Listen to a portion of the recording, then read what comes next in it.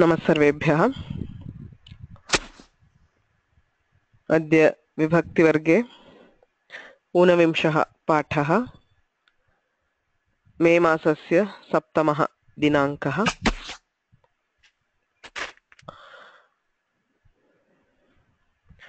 रामो राजमणिः सदा विजयते, रामं रमेशं भजे।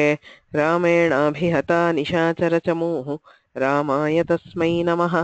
रामान्नास्ति परायणं परतरं, रामस्य दासोऽस्म्यहं। रामे चित्तलयः सदा भवतु मे, भो राम मामुद्धर।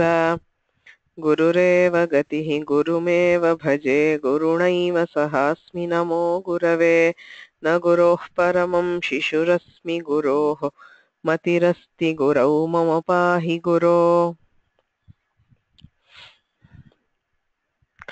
पंचमी विभक्तेः अध्ययनं कुर्वन्तः स्मः।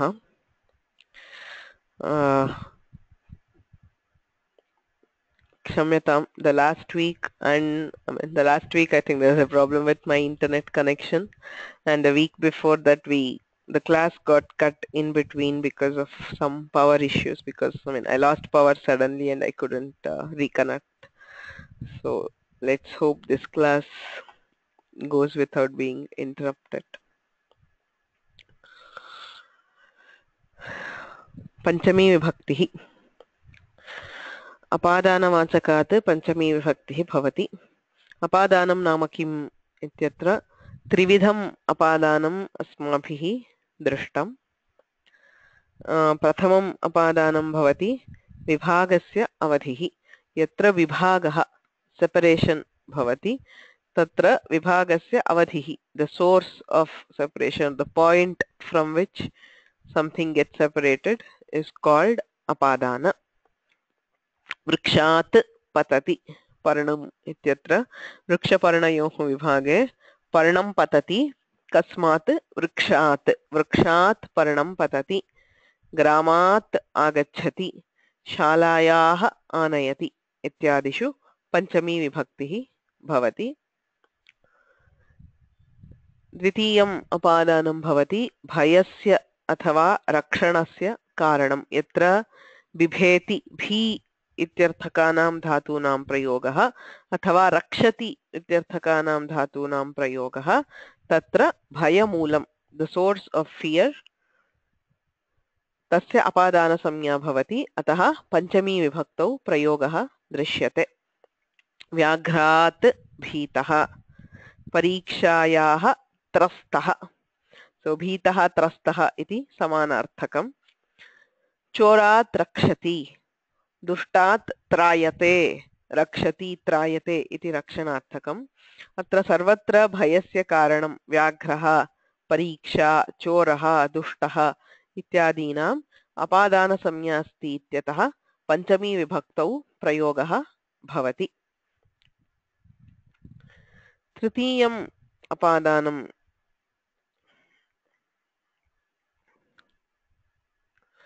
अस्ति नद्याः प्रभवः, the source of a river or the place where a river is seen first. प्रथमं प्रकाशस्थानम् इत्युच्यते प्रभवः। नद्याः प्रभवः यः अस्ति तस्मात् पंचमी विभक्तिः भवति। यथा हिमालयात् गंगा प्रभवति, Ganga originates from the Himalayas। एवं भागमण्डलात् कावेरी प्रवहति इत्यादिषु।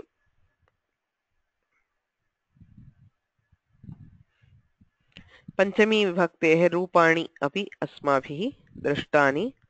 बालात् बालाभ्यां बालेभ्यः, मित्रात् मित्राभ्यां मित्रेभ्यः। पुंलिङ्गे नपुंसकलिङ्गे च सदृशं रूपम्। बालिकायाः बालिकाभ्यां बालिकाभ्यः इति आकारान्तस्त्रीलिङ्गानां। नार्याः नारीभ्यां नारीभ्यः इति ईकारान्तस्त्रीलिङ्गानां रूपाणि भवन्ति। अद्य सर्वनाम्नां पंचमी विभक्तिरूपाणि पश्यामः। तस्मात् ताभ्यां तेभ्यः, पुनः पुल्लिङ्गे नपुंसकलिङ्गे च समानं रूपं तस्मात् ताभ्यां तेभ्यः स्त्रीलिङ्गे तु तस्याः ताभ्यां ताभ्यः एवम् एतत् शब्दस्य एतस्मात् एताभ्याम् एतेभ्यः एतस्याः एताभ्याम् एताभ्यः अस्मत् शब्दस्य अहं तस्य मत् आवाभ्याम् अस्मत् त्वत् युवाभ्याम् युष्मत् इति च रूपम् तस्मात् ताभ्यां तेभ्यः तस्याः ताभ्यां ताभ्यः एतस्मात् एताभ्याम् एतेभ्यः एतस्याः एताभ्याम् एताभ्यः मत् आवाभ्याम् अस्मत् त्वत् युवाभ्याम् युष्मत् इत्येवं सर्वनाम्नां रूपाणि भवन्ति सर्वनाम्नां पंचमी विभक्ति रूपाणि वक्तव्यानि यथा सः इत्यस्ति तस्मात् स्वीकरोति टेक्स् फ्रम् हिम् एवं एतेषां सर्वनाम्नां पंचमी विभक्ति रूपाणि उपयुज्य स्वीकरोति इत्यनेन वाक्यं रचनीयम्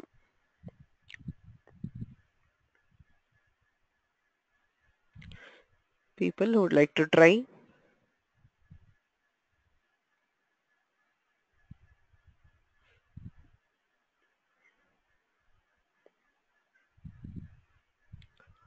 Lakshmi yes good morning तस्मात् स्वीकरोति तस्याः स्वीकरोति मत् मत् स्वीकरोति तस्याः स्वीकरोति त्वत् स्वीकरोति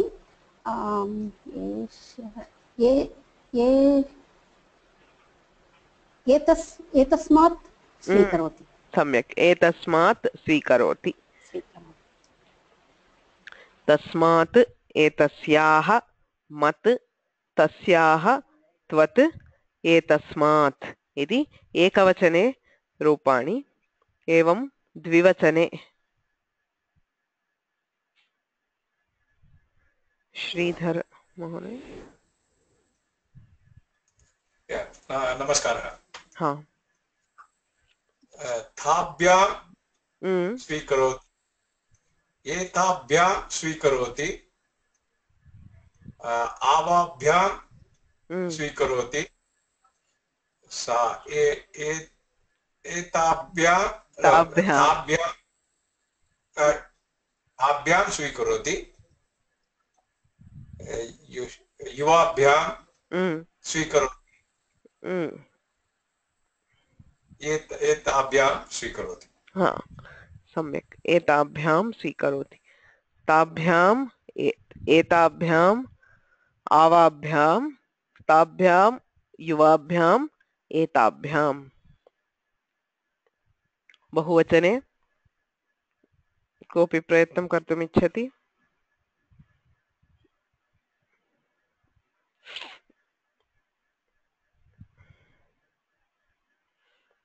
मलकोण्डय्य महोदय हरि ओम् तेभ्यः स्वीकरोति एतेभ्यः स्वीकरोति आवाभ्यां स्वीकरोति अस्मत् अस्मत् स्वीकरोति ताभ्यां स्वीकरोति ताभ्यः ताभ्यः स्वीकरोति युष्मत् स्वीकरोति एताभ्यां स्वीकरोति एतेभ्यः बहुवचनम् एतेभ्यः हाँ सम्यक् तेभ्यः एताभ्यः अस्मत्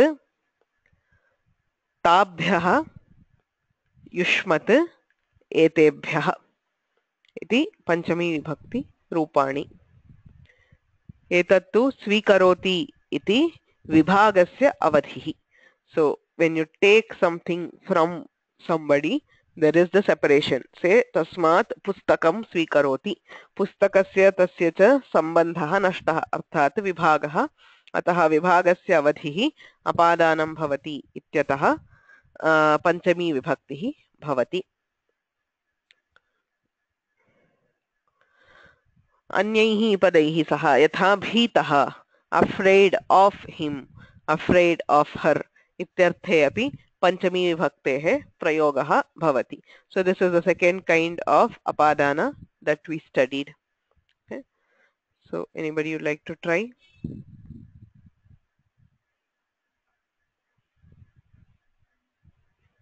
The forms are the same, just the kriya padam is different.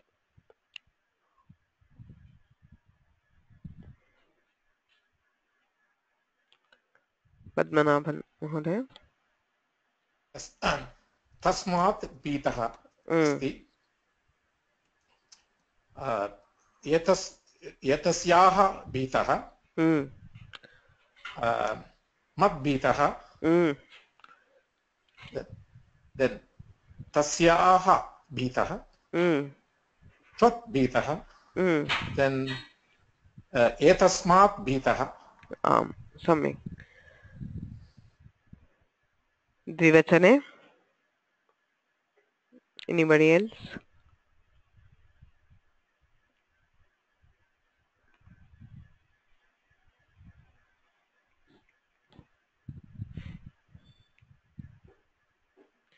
Rama भगिनी. नमस्ते. हाँ. ताभ्यां भीतः,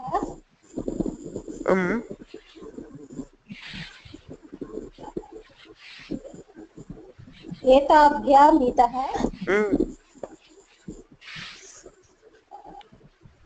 आवाभ्यां भीतः,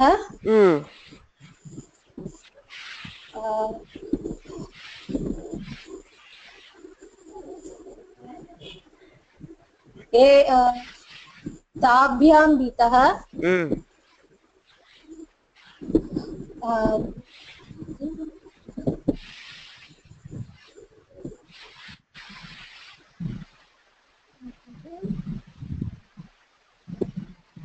आभ्यां भीतः, युवाभ्यां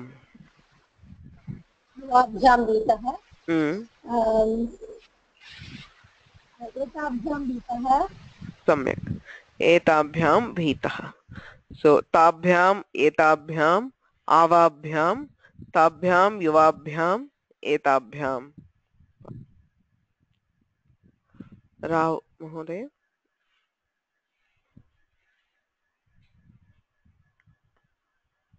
बहुवचने, and you have to unmute yourself. Can you hear me? श्रूयते. Okay. तेभ्यः भीतः, एतेभ्यः भीतः, एताभ्यः, एताभ्यः भीतः, अस्मत् भीतः, ताभ्यः भीतः, युष्मत् भीतः, एताभ्यः भीतः, एतेभ्यः भीतः, एतेभ्यः भीतः. हाँ. सो तेभ्यः एताभ्यः अस्मत् ताभ्यः युष्मत् एतेभ्यः इति बहुवचने रूपाणि.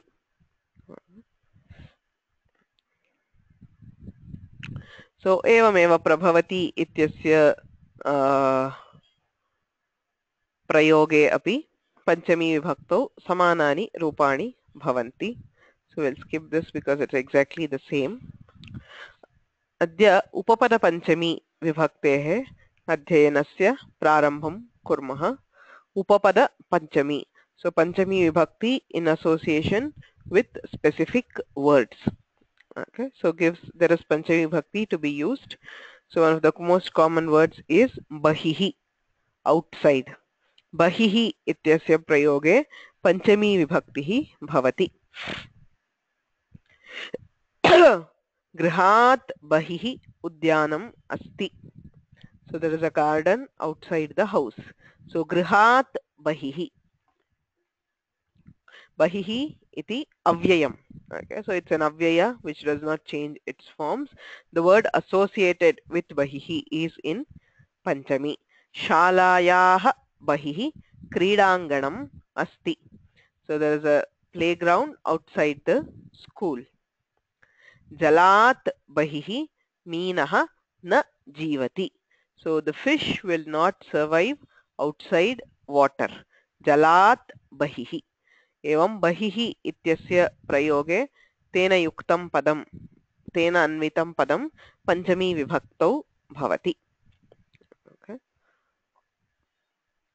अत्र बहिः इत्येतद् उपयुज्य वाक्यं रचनीयं. यथा ग्रामात् बहिः नदी प्रवहति. So a river flows outside the village.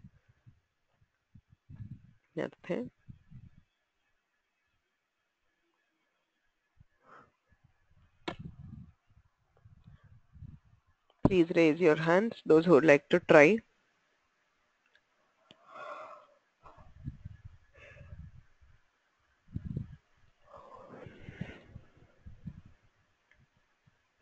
Sharma Mohoday. द्वारात् बहिः भटः अस्ति. Dwarat bahihi bhatah asti. So there is a soldier outside the door. देवालयात् बहिः प्राकारः अस्ति. Devalayat bahihi prakarah asti. Dhanyawadaha. So there is a compound. Prakara is a compound outside the temple. Dhanya.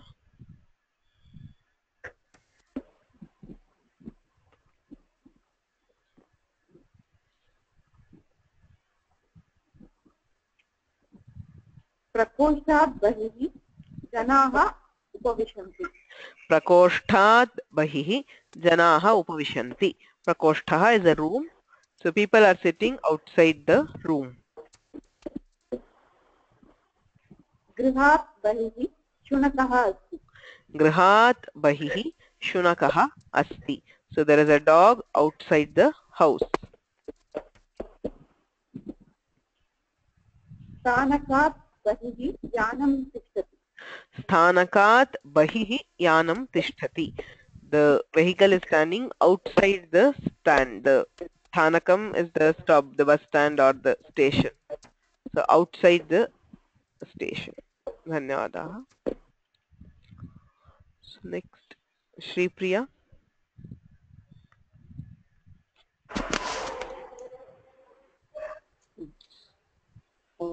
अयोध्यायाः बहिः सरयू नदी प्रवहति.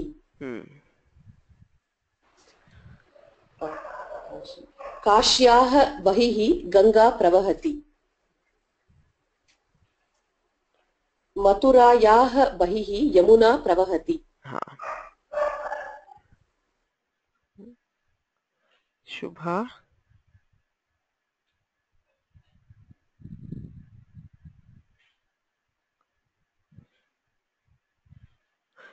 You have to unmute yourself, I think.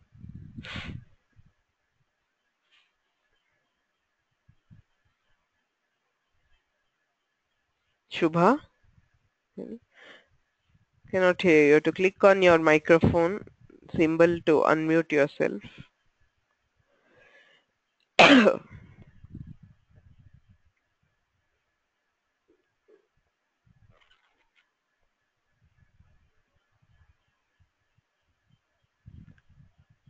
Rama?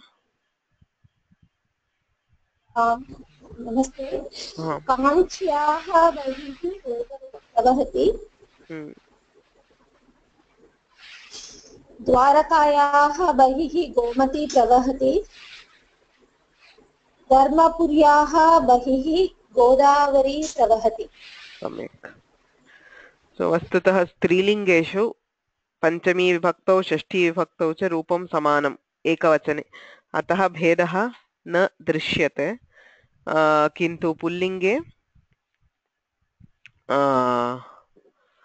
Panchami Shashtyoho Bhedaha Asti. So we feel the difference more when we are using Pullinga. Okay. So that is the first case of Upapada Panchami where we use Bahihi. When we use the word Bahihi, the associated word is in Panchami Vibhakti.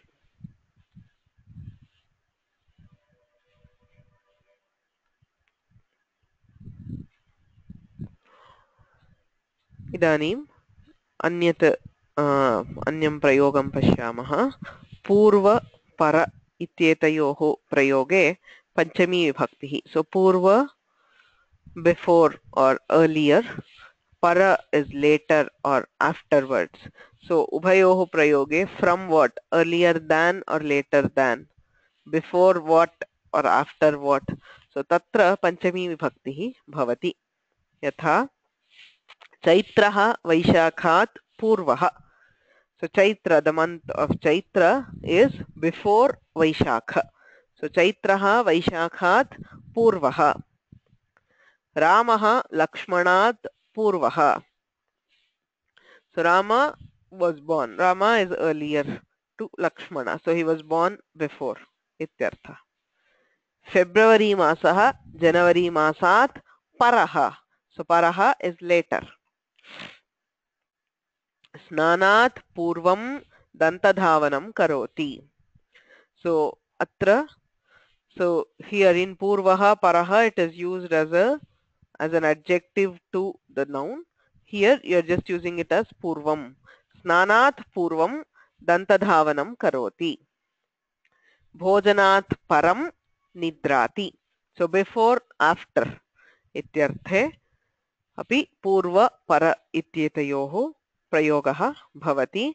Atra Sarvatra Sambaddham Padam Panchami Vibhaktau Bhavati. अत्र अभ्यासं पश्यामः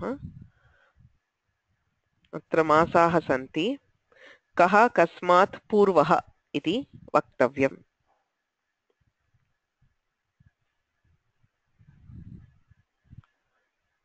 मलकोण्डय्य महोदय हरि ओम्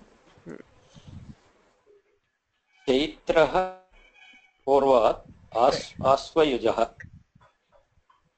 No, Chaitra is the first one. Chaitra Vaishakha Jyeshtha. Chaitraha Vaishakhat Purvaha. Oh, left side. Chaitraha Vaishakhat Purvaha. Jyeshtah Vaishakha. Oh, Vaishakah Jyeshthat Purvaha. Jyeshtah Ashadhat Purvaha. आषाढ़ः श्रावणात् पूर्वः श्रावणः भाद्रपदात् पूर्वः भाद्रपदः आश्वयुजात् पूर्वः thank you आश्वयुजः धन्यवाद धन्यवाद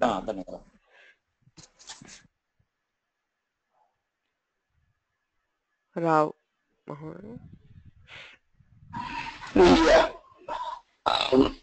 कार्तिकः आश्वयुजः भाद्रपदात् पूर्वः इत्येव वदतु अनन्तरं परः पूर्वः आश्वयुजः कार्तिकात् पूर्वः आश्वयुजः कार्तिकात् पूर्वः कार्तिकः मार्गशीर्षात् पूर्वः मार्गशीर्षः पुष्यात् पूर्वः पुष्यः माघात् पूर्वः माघः फाल्गुनात् पूर्वः फाल्गुनात् पूर्वः चैत्रः फाल्गुनात् पूर्वः चैत्रः न फाल्गुनः चैत्रात् पूर्वः अग्रिमचैत्रः फाल्गुनः चैत्रात् पूर्वः ओके so next परः इत्यस्य यथा समानं वैशाखः चैत्रात् परः ज्येष्ठः and so on Okay. So Paul.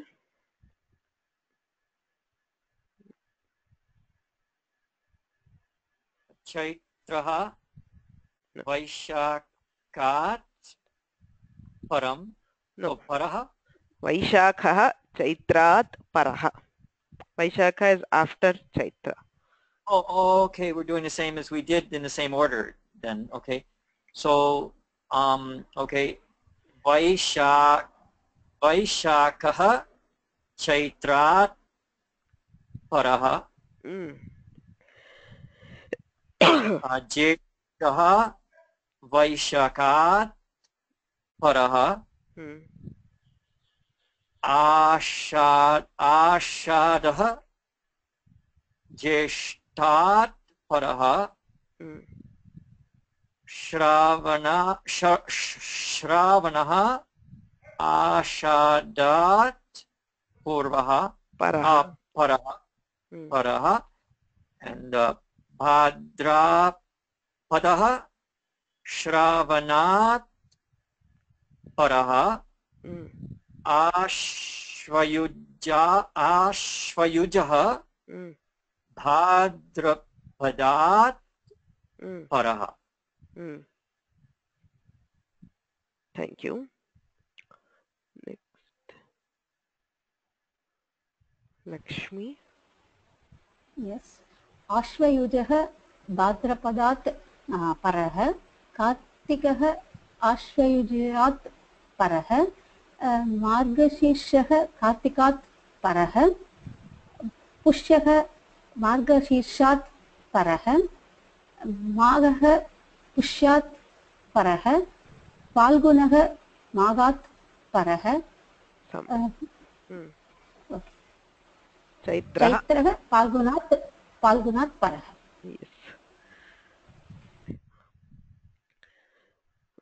इदानीम् अहं मासद्वयं वदामि तदाधृत्य वाक्यद्वयं रचनीयं यथा ज्येष्ठः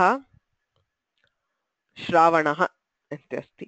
So ज्येष्ठः श्रावणात् पूर्वः श्रावणः ज्येष्ठात् परः.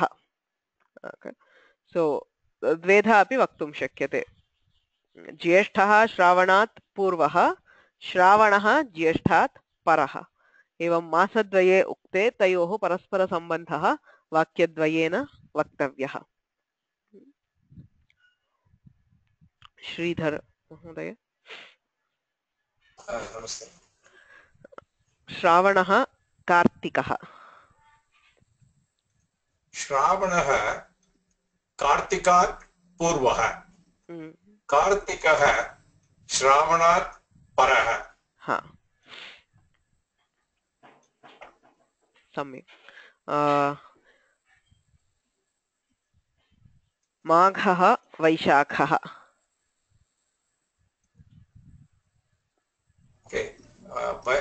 वैशाखः माघात् पूर्वः माघः वैशाखात् परः. सम्यक्. धन्यवादः. So it can be used in both ways. See, when you're talking, there's a question which asked, is it to the one which is immediately earlier or afterwards, or can it be used? So when we are talking of the series, yes, I mean it comes one after the other, but the words purva and para can also be used to compare just two things. So you just have two separate things, which of them is earlier and which of them is later. So even in that context, we can use the words purva and para. Okay. अग्रिमम् अभ्यासं पश्यामः. एकः बालकः अस्ति. सः एतानि कार्याणि अनेन क्रमेण करोति. सो आदौ प्रातः उत्थानम्, अनन्तरं दन्तधावनम्, अनन्तरं स्नानं, देवपूजनम्, अल्पाहारः, शालागमनम् इत्येवं क्रमेण कार्याणि करोति. अतः बालः उत्तिष्ठति. उत्थानात् परं किं करोति, तस्मात् परं किं करोति इति आदौ परशब्दम् उपयुज्य वाक्यानि रचयामः.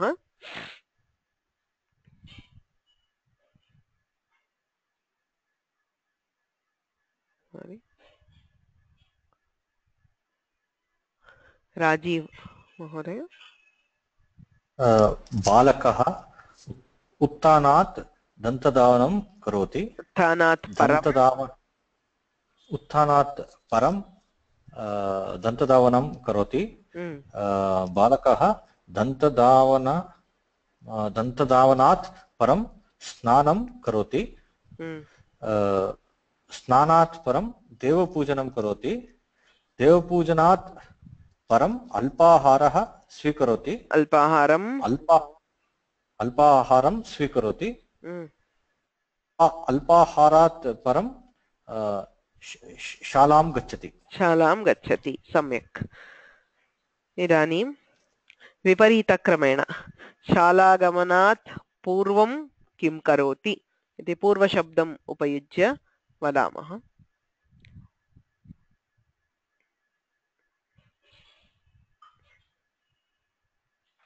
राव महोदय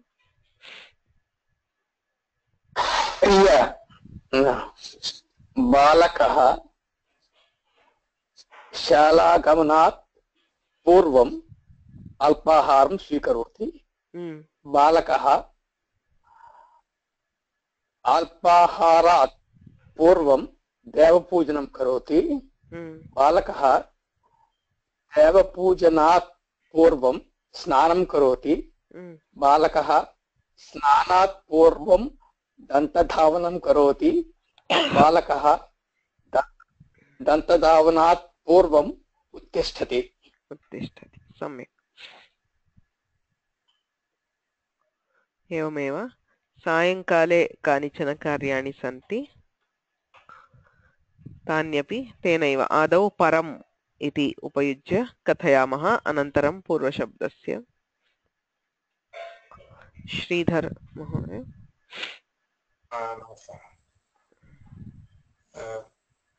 क्रीडन् प्रथमं पूर्वं राइट परं क्रीडनात् परं बालकः क्रीडनात् परं पठनं करोति पठति सम्यक्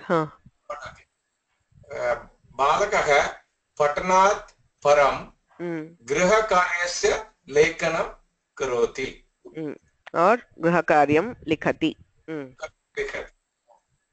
गृहकार्यस्य लेखनात् परं स्तोत्रकथनं करोति स्तोत्रकथनात् परं भोजनं करोति भोजनात् परं निद्रां करोति सम्यक्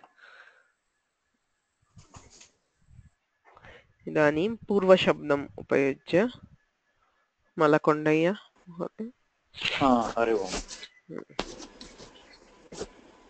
दन्तधावनात् पूर्वं बालकः द्वितीयखण्डे निद्रायाः आरभ्य ओहो बालकः निद्रायाः पूर्वं भोजनं करोति बालकः भोजनात् पूर्वं स्तोत्रकथनं करोति बालकः स्तोत्रकथनात् पूर्वं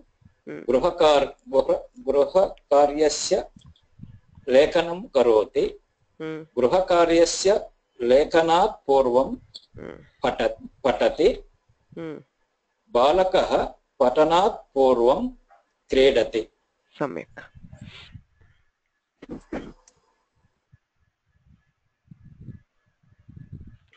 अहमिदानीं प्रश्नं पृच्छामि यथा बालकः कदा स्नानं करोति द्वेधा उत्तरं वक्तुं शक्यते दन्तधावनात् परं स्नानं करोति देवपूजनात् पूर्वं स्नानं करोति एवं द्वेधा उत्तरं वक्तुं शक्यते तथा प्रश्नस्य उत्तरं वक्तव्यं Paul, would you like to try?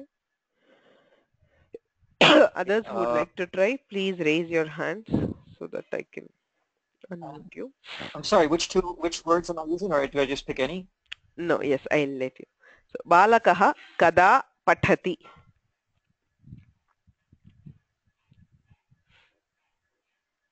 Oh, okay. Balakaha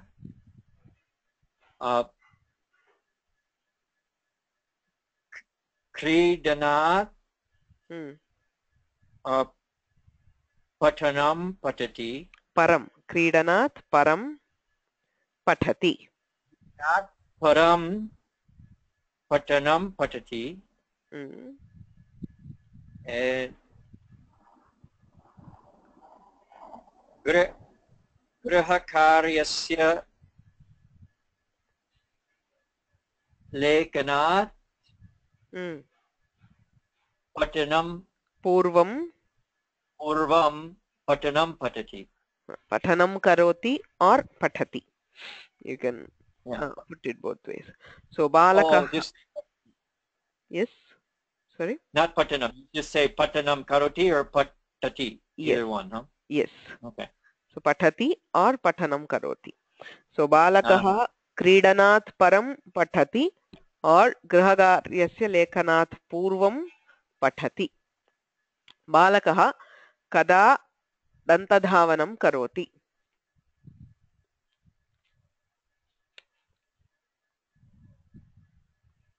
Paul, for you. Yeah, okay. Balakaha Uttanat Param Dantadavanam Karoti.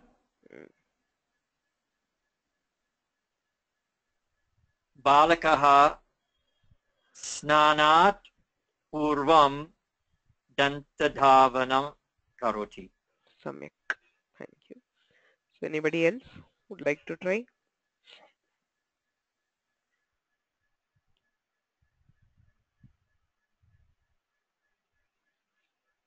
Please raise your hands.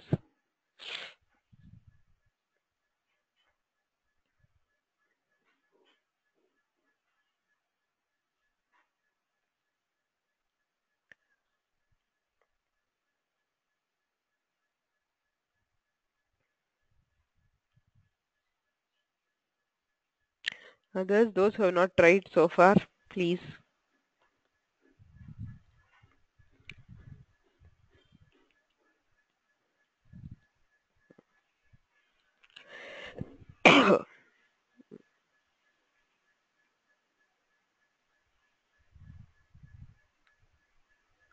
Rama.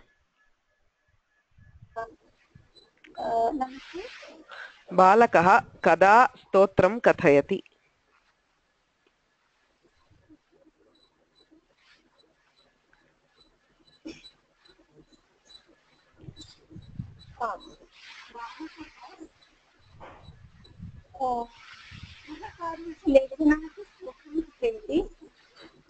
न श्रूयते. Louder please.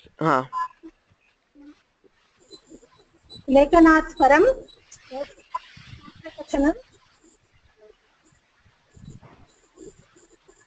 बालकः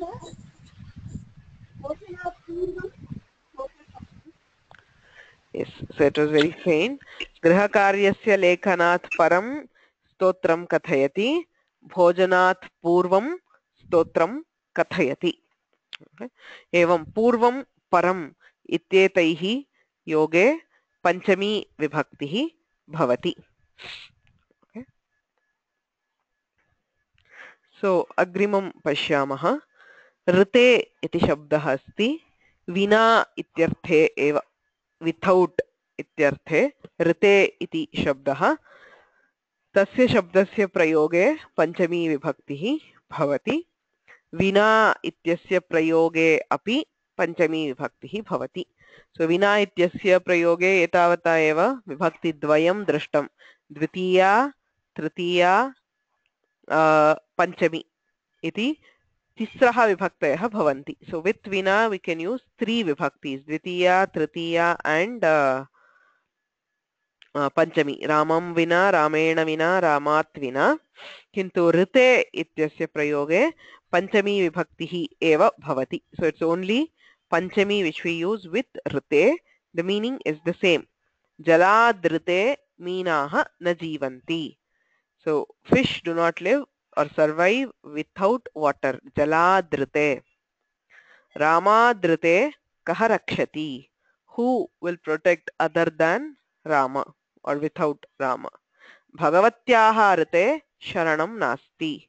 So there is no other refuge other than the goddess Bhagavati. So atraiva vina ityasyapi prayogaha bhavitum arhati. Jaladvina मीनाः न जीवन्ति. रामाद्विना कः रक्षति. भगवत्याः विना शरणं नास्ति. यथा उक्तं विना इत्यस्य जलं विना मीनाः न जीवन्ति, जलेन विना जलात् विना. एवं रामं विना रामेण विना रामाद्विना, भगवतीं विना भगवत्या विना भगवत्याः विना इति त्रेधा प्रयोगः भवितुम् अर्हति विना इति शब्दस्य प्रयोगे. इदानीं ऋते इत्यस्य प्रयोगं कुर्मः आदौ, अनन्तरं विना इत्यस्यापि प्रयोगस्य अभ्यासं कुर्मः. आदौ ऋते इत्यस्य. ततः पूर्वं प्रश्नः, इस् ऋते आल्सो एन् अव्यय? यस्, ऋते इत्येतदपि अव्ययमेव. यथा इदानीं रामः रक्षकः इत्यस्ति चेत् रामादृते रक्षकः नास्ति. सो एकं विना अन्यं नास्ति इत्यर्थे प्रयोगः अथवा वाक्यं रचनीयम्.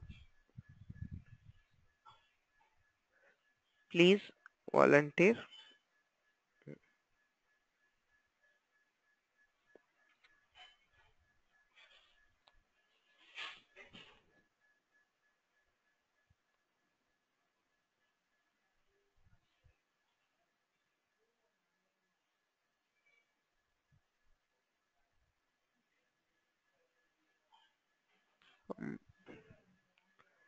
शारदा.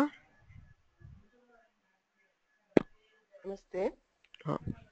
व्याकरणात् ऋते शब्दज्ञानं नास्ति. व्याकरणात् ऋते शब्दज्ञानं नास्ति. ज्ञानात् ऋते कैवल्यं नास्ति. ज्ञानात् ऋते कैवल्यं नास्ति. धनात् ऋते जीवनं नास्ति. धन्यवादाः. नेक्स्ट मलकोण्डय्य महोदय. क्रमात् ऋते सिद्धिः नास्ति.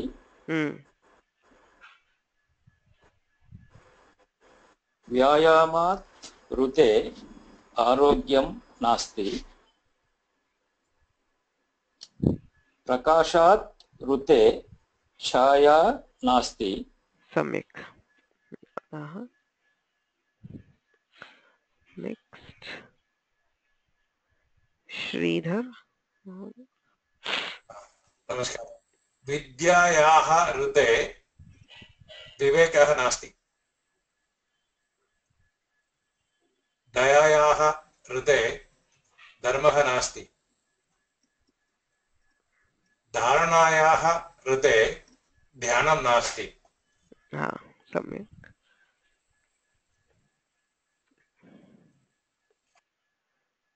नेक्स्ट रमा.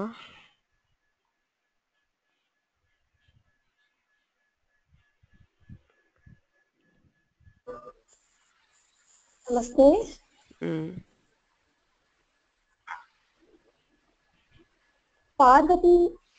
पार्वत्याः ऋते परमेश्वरः नास्ति. लक्ष्म्याः ऋते नारायणः न भवति. सरस्वत्याः ऋते प्रश्नमपि उपयोगं कर्तुं शक्नुमः किम्? कथं? सरस्वत्याः ऋते ब्रह्मा कथं भवति इति. शक्यते. It's only The rite, that word is constant, so the latter part can vary. You can even say bhavati. Saraswatya rite brahma bhavati, if that is the vivaksha. So it's just okay. Okay. धन्यवादाः.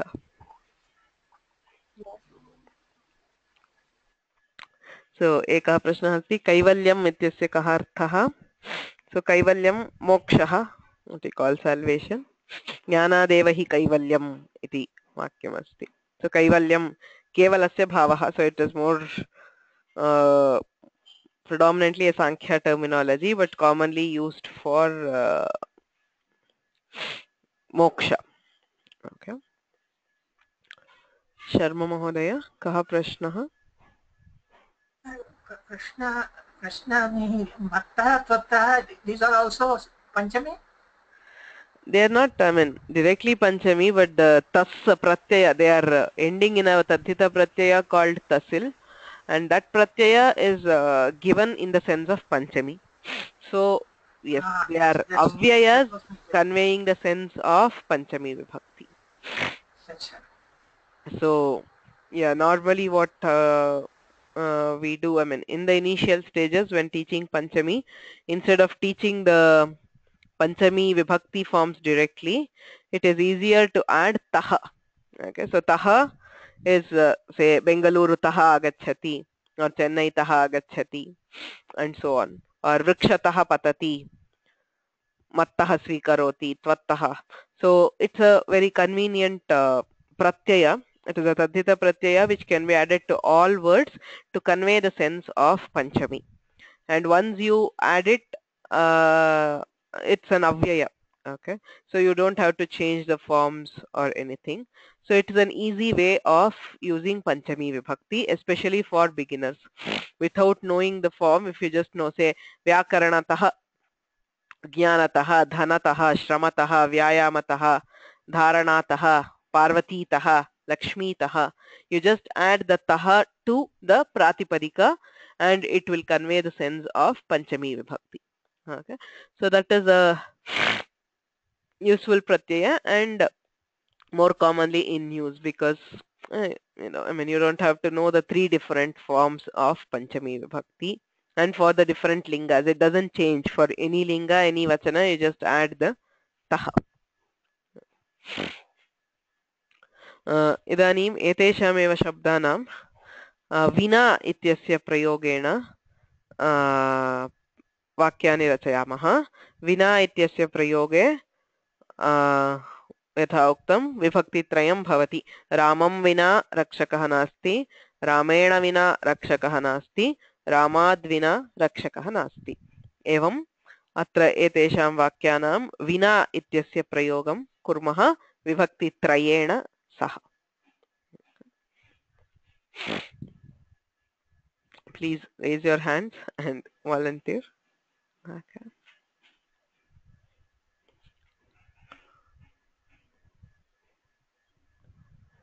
Sharada.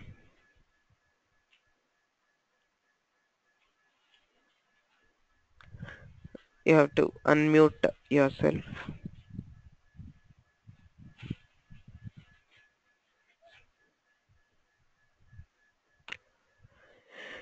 You have to click on the microphone icon next to your name to unmute yourself.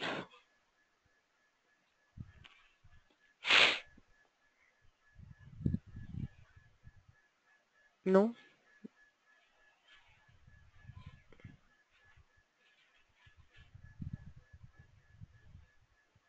Cannot hear you.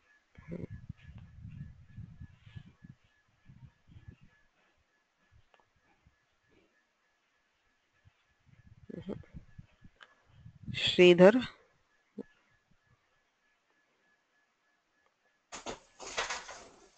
नमस्ते. हाँ.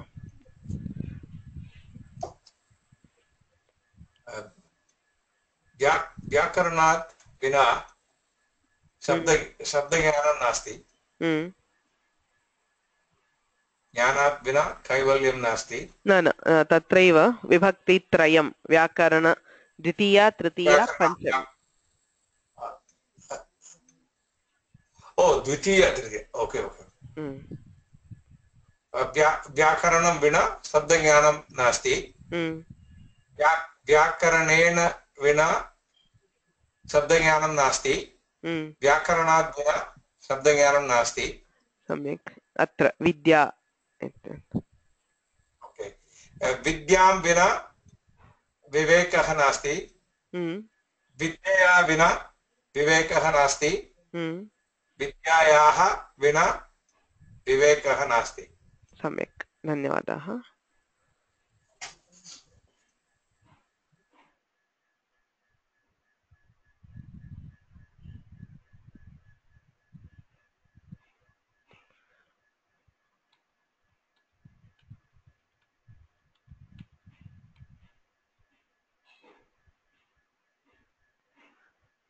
Next मलकोण्डय्य महोदय हरि ओम् ज्ञानं विना वैकल्यं नास्ति कैवल्यं ज्ञानेन विना अस्तु ज्ञानं विना कैवल्यं नास्ति ज्ञानेन विना कैवल्यं नास्ति ज्ञानात् विना कैवल्यं नास्ति दयां विना धर्मः नास्ति दयया विना धर्मः नास्ति दययाः विना धर्मः नास्ति दयायाः विना धर्मः नास्ति सम्यक् Paul, would you like to try one?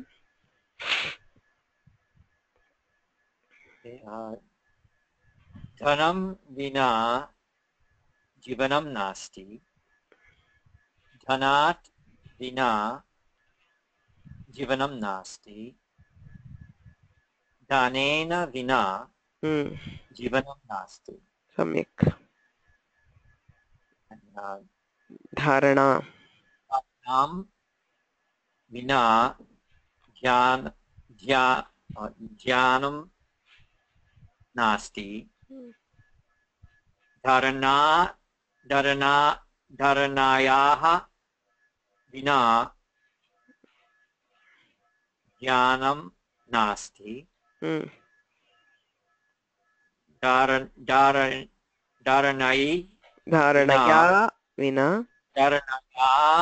धारणया विना ज्ञानं नास्ति सम्यक् रमा नमस्ते शब्दः सिद्धिः न भवति शमेन विना सिद्धिः नास्ति क्षमात् सिद्धिः न भवति पार्वतीं विना परमेश्वरः नास्ति पार्वत्या विना परमेश्वरः न भवति पार्वत्याः परमेश्वरः न भवति सम्यक्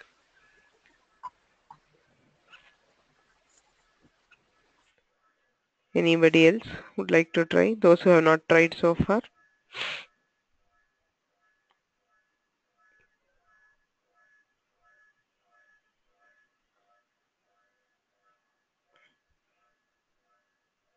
Please raise your hands.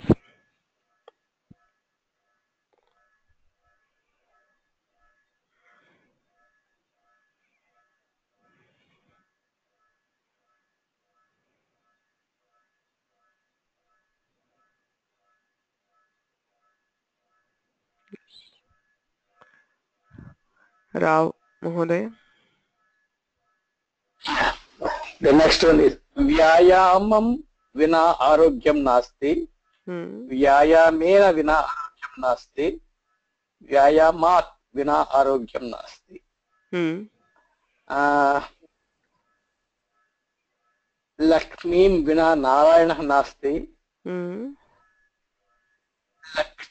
Lakshmiya vina Narayana nasti. Lakshmiyaah vina Narayana nasti. Samyak. Sharada Shankara Narayanan. नमस्ते भगिनी। नमस्ते भगिनी।